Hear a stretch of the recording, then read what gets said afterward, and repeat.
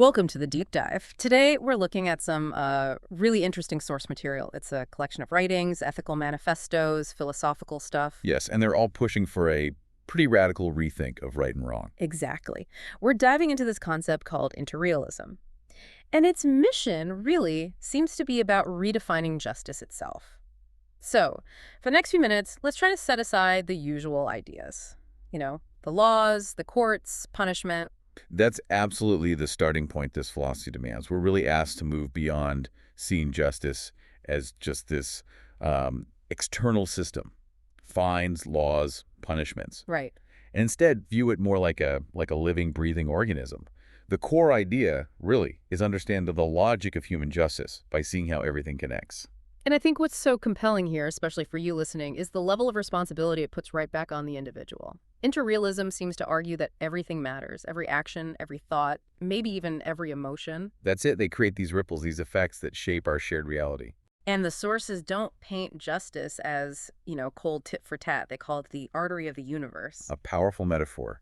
It's what keeps everything flowing, connected, alive. So to really get on board with this, we need a bit of a mind shift, don't we? A fundamental one. It starts with letting go of this idea of the isolated individual. Interrealism says, well, there's no such thing, actually. No man is an island, basically, but taken much further. Much further. Justice isn't something that just happens to you from outside. You only understand it when you look at the whole picture, the holistic landscape of being that you're always a part of. Okay, so if we accept that connection, this radical connectedness, Yeah. what's the core principle that comes out of it? It leads directly to this idea, justice as the echo of the whole. The echo of the whole. Meaning your internal state, your actions, whether they come from hate, love, selfishness, or self-sacrifice, they all create these tangible, we'll call them vibrations or waves. Right, waves in the field of existence. But, that language can feel a bit metaphorical, abstract. Does the philosophy give us a way to sort of measure these echoes? Or is it more about just accepting their responsibility internally? That's a really key question. And no, the sources aren't saying we can, hook up a seismograph to our intentions. Okay. The value is primarily that internal acceptance, yes, but the manifestation, the echo, that's described as entirely concrete. It's the real-world consequences, social, physical, psychological together, that inevitably come back. So it's not just a feeling, it has tangible results. Exactly.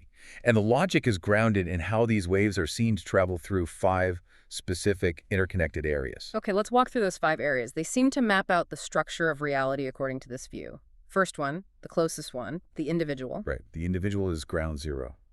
Your internal world, thoughts, emotions, your moral compass, that's where the initial frequency gets set. That's the start point. Injustice, this philosophy argues, doesn't actually begin with a harmful act itself. Oh. It starts much earlier.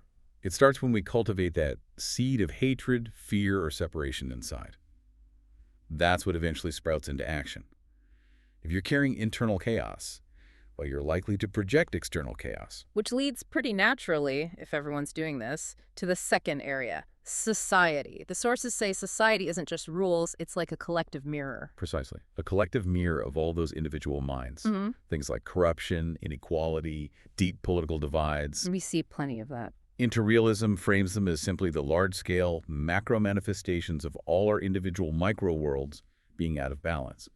Widespread internal separation inevitably echoes as external social separation. Trust breaks down, systems falter. Then the view zooms out even further. Area 3, nature.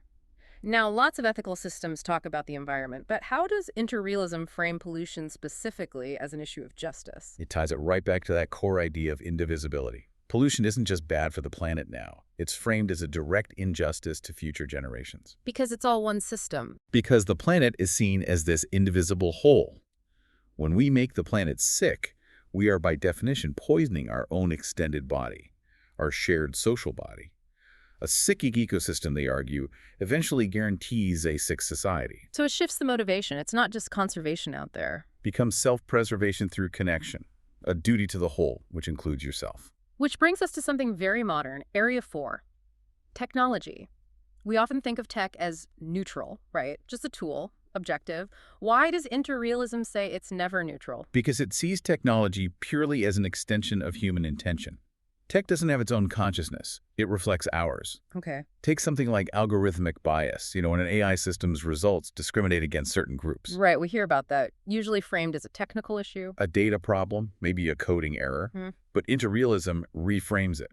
It calls it a failure of justice that stems from the human field, from us. How so? Well, if you train an AI on data that comes from a society full of biases and prejudices, Which ours is. then the AI will inevitably learn and magnify those prejudices.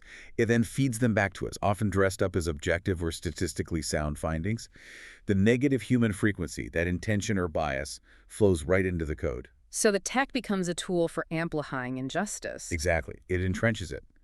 Conversely, technology built consciously, with an intent towards connection and transparency, that becomes an instrument for a higher form of justice. That's a powerful way to cut through the technical talk and get to the ethics. Okay, finally, the fifth area, the universe itself. This points to the most fundamental laws, really. Cause and effect. Action and reaction. What goes around comes around. Essentially, yes. But not because there's some cosmic judge punishing us. It's just the inevitable consequence of being interconnected. The universe simply acts as a perfect mirror. You throw a stone into a pond. The ripples come back. They always come back to the center eventually, affecting everything along the way. That's the timeless metaphor for justice here. Okay, that lays out the whole structure. Our internal state vibrating outwards, affecting society, nature, technology, and mirrored by the universe. If everything really is disconnected, where are the levers for change? What are the tools we can actually use to make a positive difference in this dynamic? Good question. We need those tools. And the sources highlight two concepts, but reframe them significantly. Love and responsibility.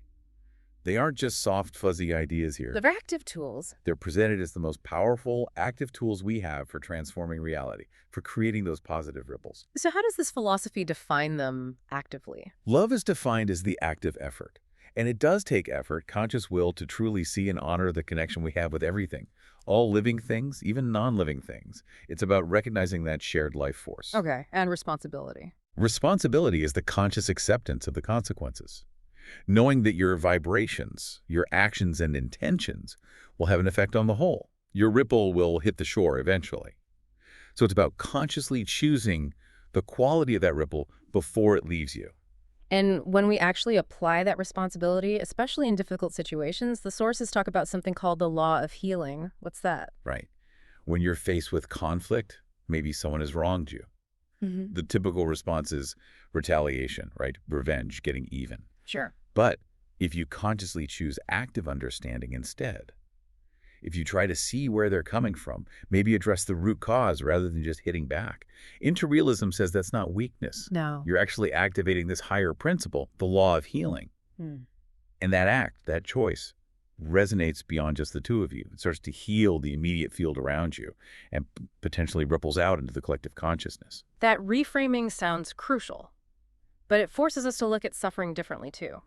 What about real pain, real crisis? Interrealism apparently sees these not as punishments, but as teachers, as information.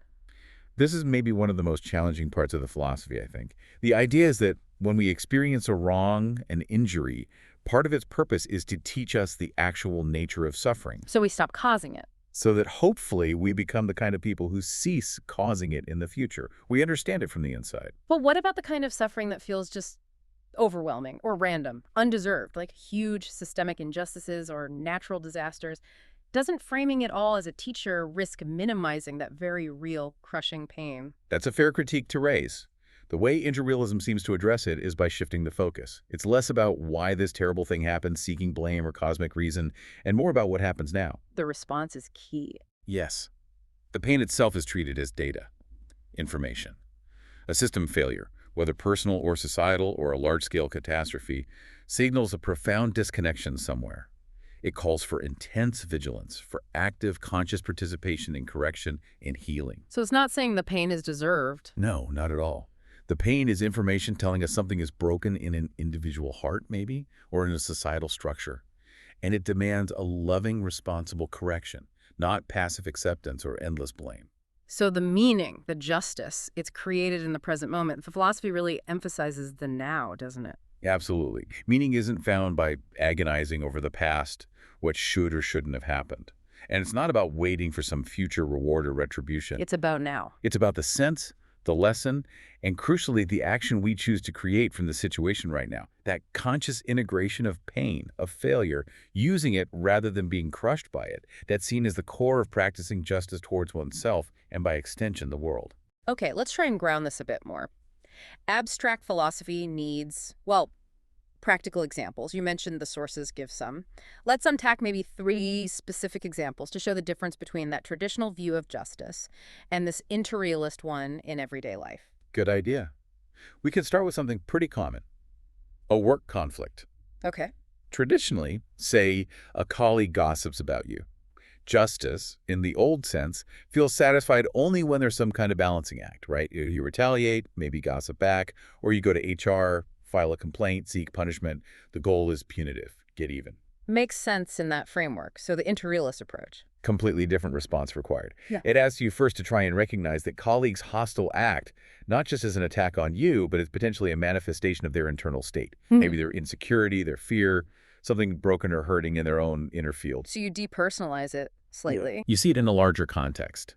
And instead of just reacting, seeking revenge, you choose responsibility for your vibration in that situation.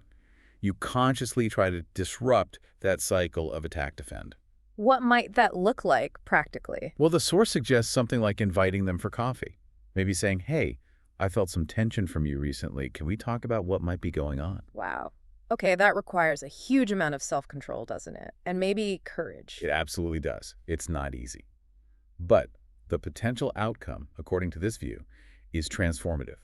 That conscious move towards understanding instead of automatic retaliation is the concrete way you generate a more loving frequency in that office space. You're not letting the negativity spread. You're actively trying to heal that specific professional environment by refusing to just perpetuate the separation and hostility. Okay, that really clarifies the difference between punishment and healing in action. Example 2, environmental responsibility.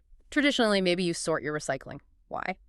Because the law says so, or you know it's the right thing to do, it feels external. An obligation, maybe even a bit of a chore sometimes. Yeah. How does the interrealist view change that? It completely internalizes it. It transforms that obligation into an ethical imperative that comes from a feeling of connection. You're asked to recognize that the plastic bottle in your hand isn't just out there. It's connected to you. It's part of your extended body.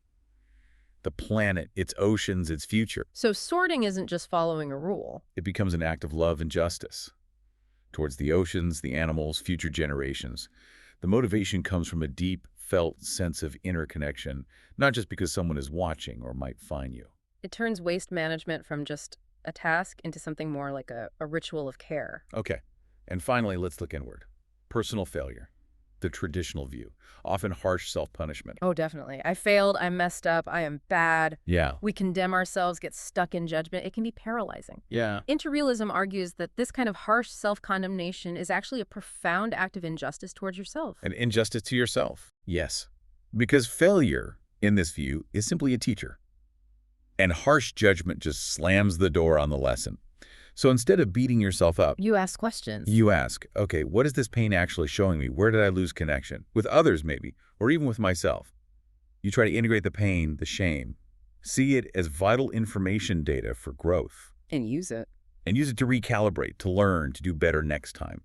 That is practicing justice towards yourself, using the experience constructively rather than letting it destroy your sense of worth.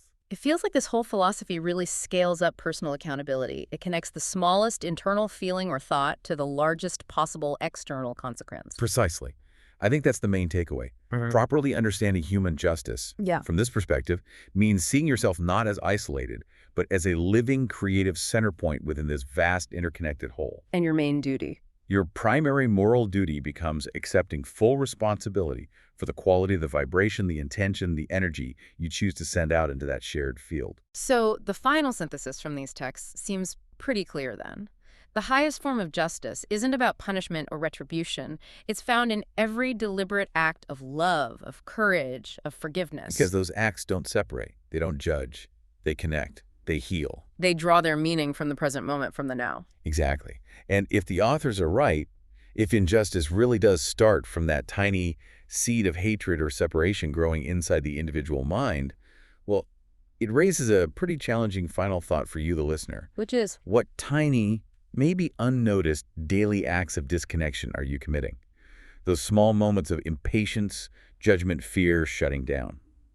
What specific echo might that quality of vibration be inviting back into your own life or into our society? and the flip side. What one radical act of connection, big or small, could you choose to perform today, right now, to start shifting that frequency? That, according to Interrealism, is where the real work of justice truly begins.